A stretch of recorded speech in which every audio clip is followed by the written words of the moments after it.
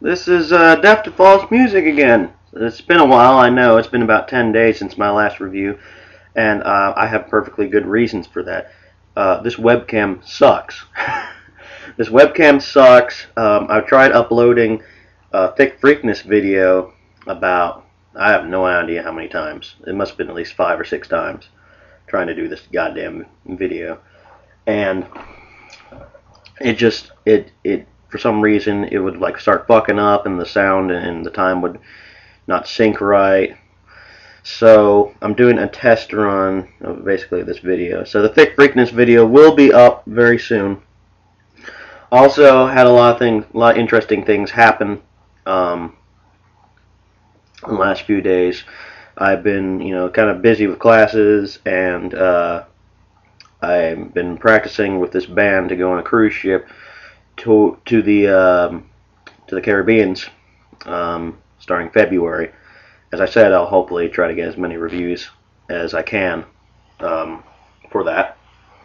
So, and also last Wednesday I saw the Band of Horses at the Brown Theater in Louisville, Kentucky, October 7th. And this is basically a review.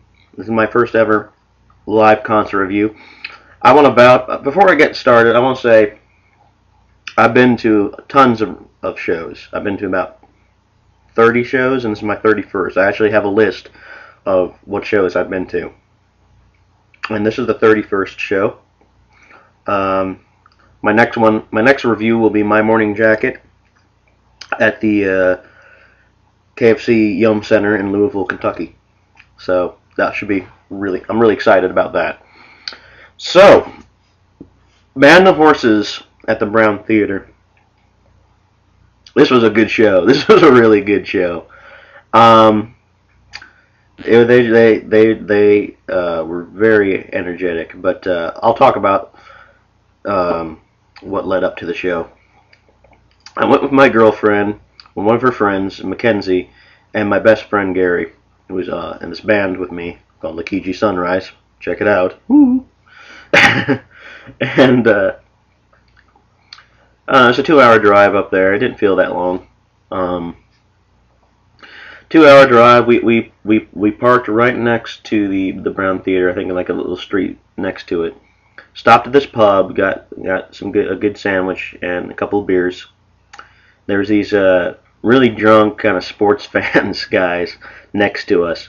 It really reminded me of that Saturday Night Live skit. Da Bears. It's like these 4 drunks basically like, Mike Ditka was a real good coach about 20 years ago. That kind of stuff. So my friend Gary was drinking. He's just like, maybe a few more beers in, I'll be their best friends. So it was a really cool Irish pub. Really small, really cool. Anyway, we got our food, then went into the place about 7 o'clock. Got plenty of beer in us. And then about 8 o'clock, the show started. The first act was a guy named Blake Mills, who I thought was a former member of Band of Horses, but no, he's not. He's just a singer-songwriter guy.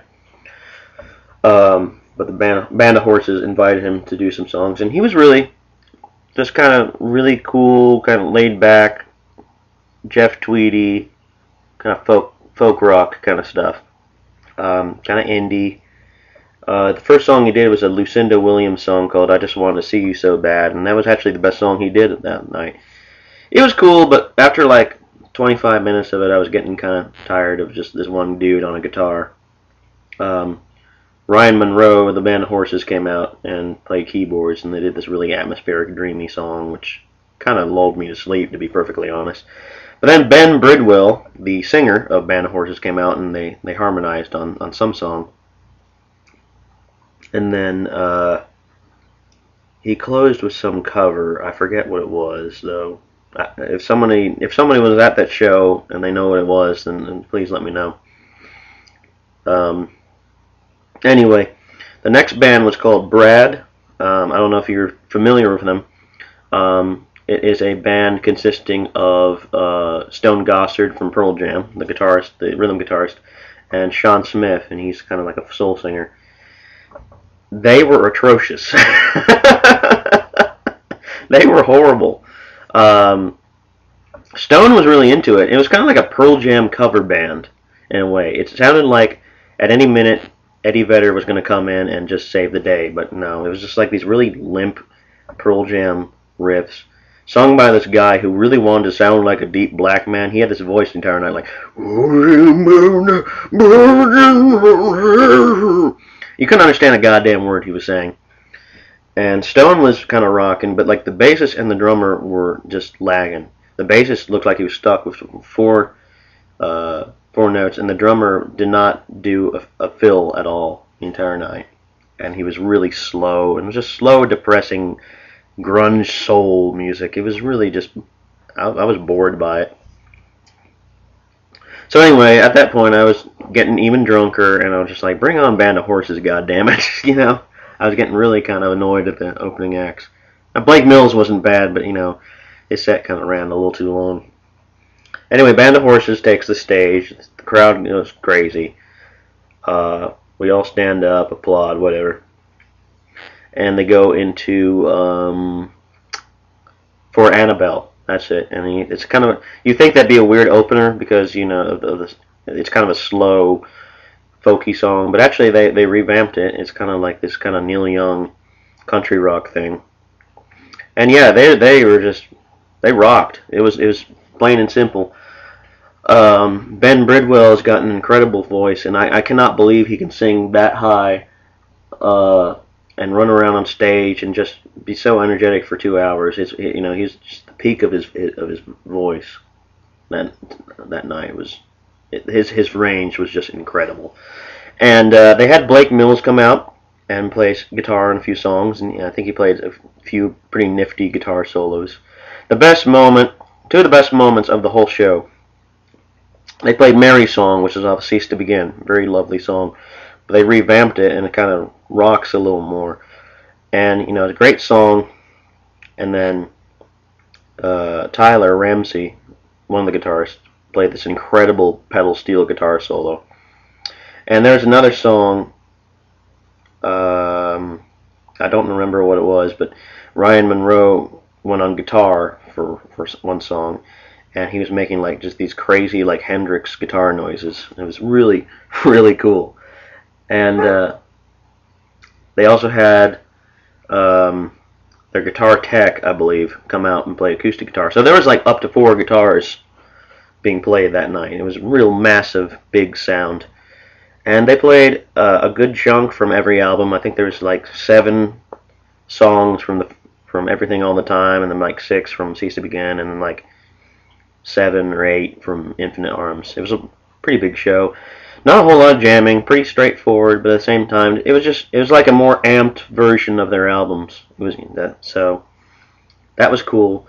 So the only complaint I have is none of the songs were really too far from the album. Everything was pretty much straightforward, but that was cool. Great variety of songs. Blake Mills got to play one of his own songs with Band of Horses called Hey Lover, which was a really, really catchy kind of 2-chord pop song. And there was a new song that was being played that was really cool. It reminded me of the first album. And one of the funniest moments of the show, by the way, was when they played Weed Party off the first album, and Ben said, when I had written the song, I didn't really have any set lyrics to it, so I thought, well, shit, I'll write something to get us into weed festivals. And before they played Is There a Ghost, Ben went, this is just a bunch of fucking nonsense, enjoy.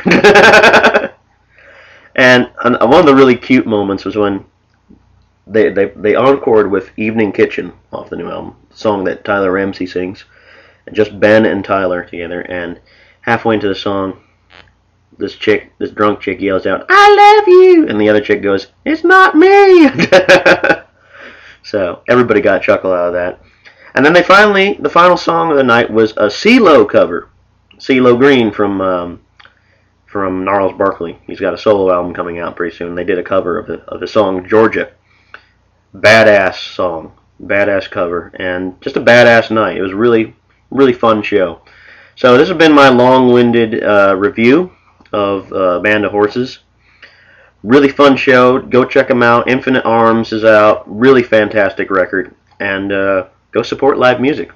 This is Deaf to False Music, and I will have the Thick Freakness review up very soon if the webcam agrees to cooperate with me. Hopefully this video also cooperates with me. Until then, Deaf to False Music. Peace.